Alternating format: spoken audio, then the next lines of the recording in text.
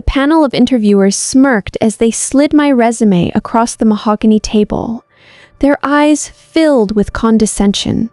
The lead manager scoffed, "You simply don't have the high-level experience we require for a firm of our stature."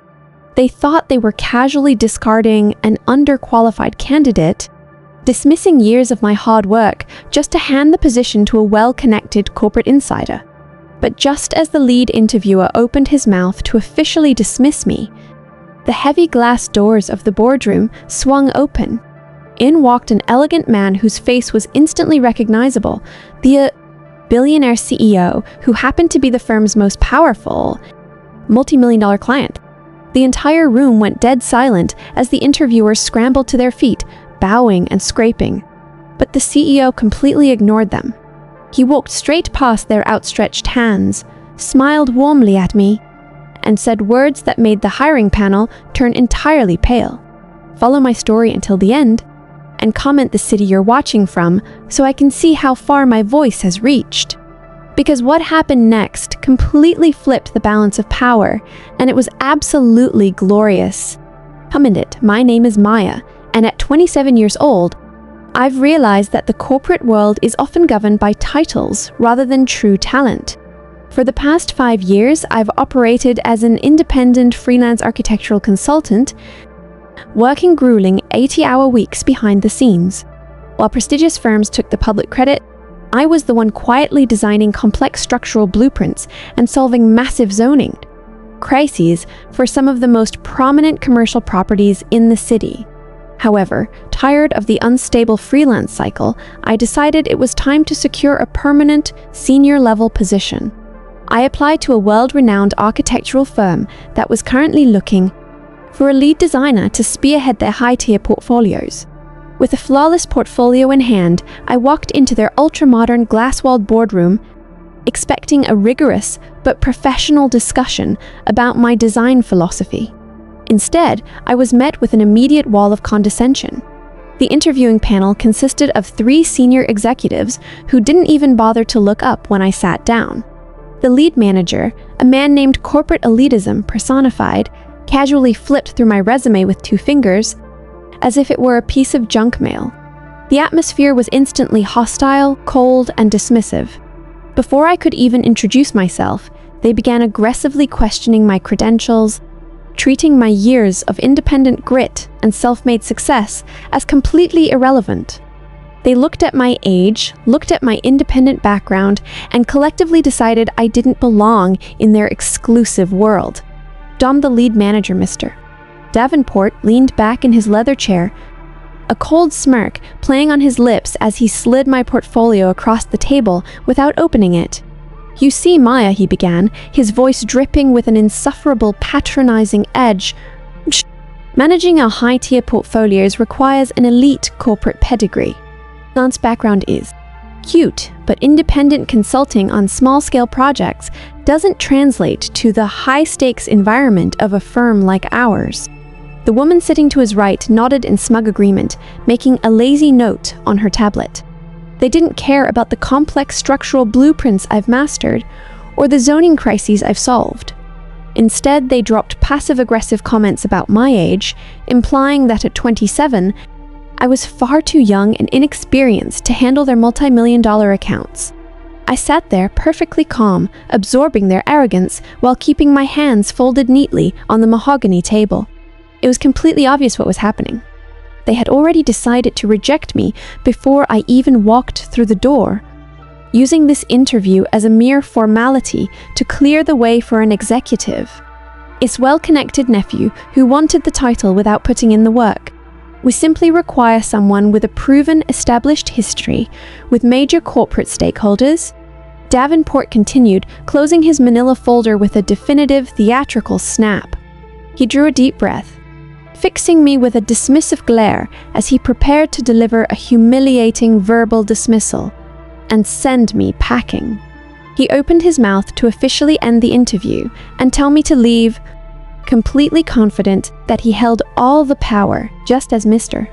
Davenport opened his mouth to deliver the final rejection. The heavy glass doors of the boardroom swung open with absolute authority.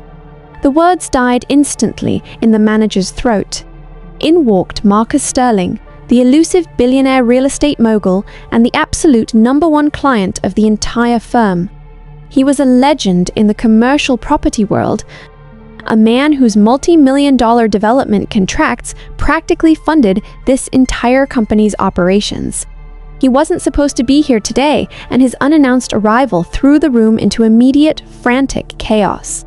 The interviewing panel frozen for a split second, their faces cycling from utter shock to desperate corporate panic. In an instant, the cold arrogance that had filled the room completely evaporated. Mr.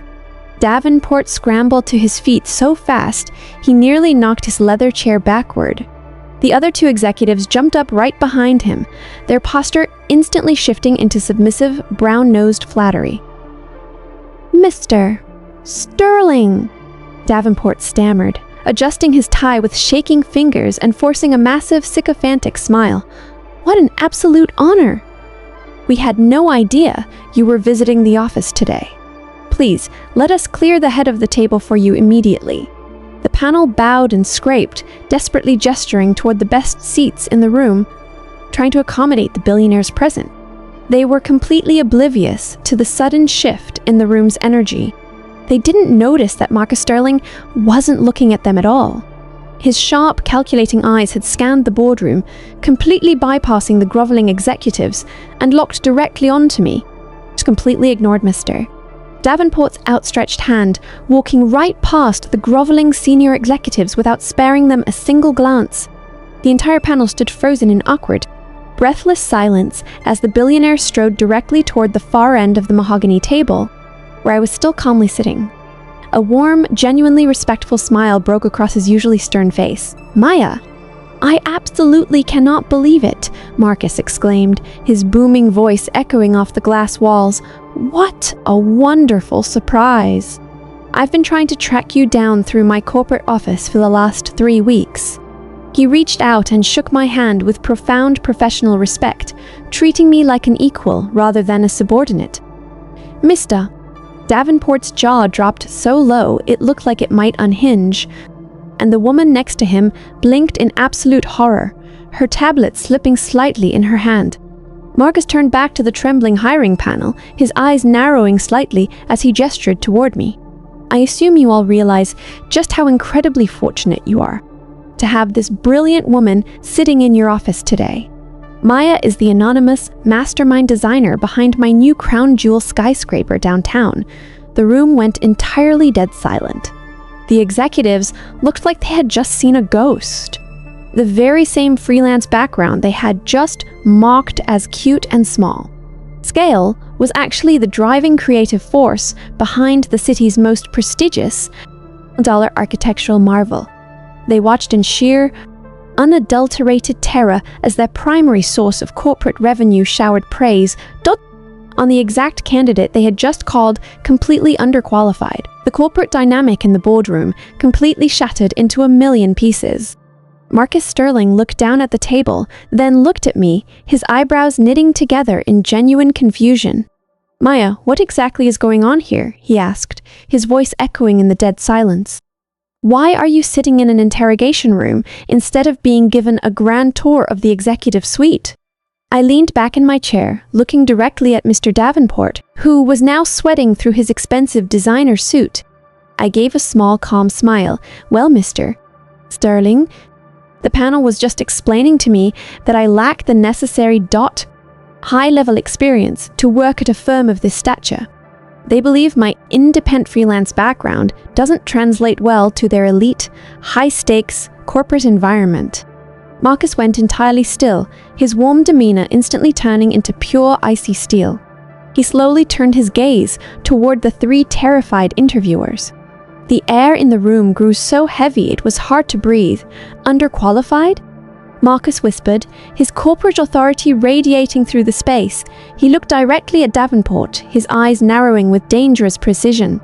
"This woman single-handedly saved my $70 million development project. When your senior partners completely failed to handle the zoning crisis. If it weren't for her brilliant architectural blueprints, my skyscraper wouldn't even exist. let me make one thing abundantly clear to this entire firm. If Maya is not given absolute executive authority over all my upcoming projects, I am terminating my contract and pulling my multi-million-dollar portfolio from this company by the end of the day. Blonde, the panic-stricken panel instantly backtracks, their faces turning completely pale as Marcus's ultimatum echoes through the boardroom. Mr. Davenport scrambles forward, his hands shaking as he desperately waves his arms in a frantic attempt to salvage the situation. Mr. Sterling, please, there has been a massive, terrible misunderstanding, he stammers, his voice cracking under the intense pressure. He turns to me, bowing his head in a humiliating, submissive apology. Maya, we are so incredibly sorry. We were merely testing your resolve. Your portfolio is absolute perfection, and we would be honored to offer you the senior design position right now with a premium salary package. But the power has completely shifted, and I have absolutely no intention of letting them off the hook so easily. I sit calmly, letting the silence stretch until Davenport looks like he might faint. I'm afraid I'm not interested in the original subordinate position, I say smoothly, leaning forward. With Marcus backing my every word, I look the terrified managers dead in the eye and dictate my own aggressive, non-negotiable terms. If I stay, I demand a direct partner-level position with full creative freedom and absolute veto power over all commercial accounts. Furthermore, I want a complete restructuring of this toxic management team, starting with Mr. Davenport being permanently removed from my department. Davenport gasps, looking at the other executives for help, but they remain completely silent, eager to sacrifice him to save their own careers. Marcus smiles warmly, nodding his approval. The gatekeepers who tried to crush my career are now completely at my mercy. The aftermath of the corporate showdown was swift and absolute. I officially took over the firm's most prestigious commercial accounts, leaving my former critics completely stripped of their authority and answering directly to me. Mr. Davenport was quietly managed out of the company within a week, a permanent reminder of what happens when corporate gatekeepers choose arrogance over actual talent. Standing my ground and letting my true worth shine didn't just change the trajectory of my career, it completely dismantled a toxic system that tries to make self-made professionals feel small. Now, I'm curious about you who listened to my story. What would you have done if you were in my shoes? Would you have accepted the partner position, or would you have walked out with Marcus to start your own firm? Comment your thoughts.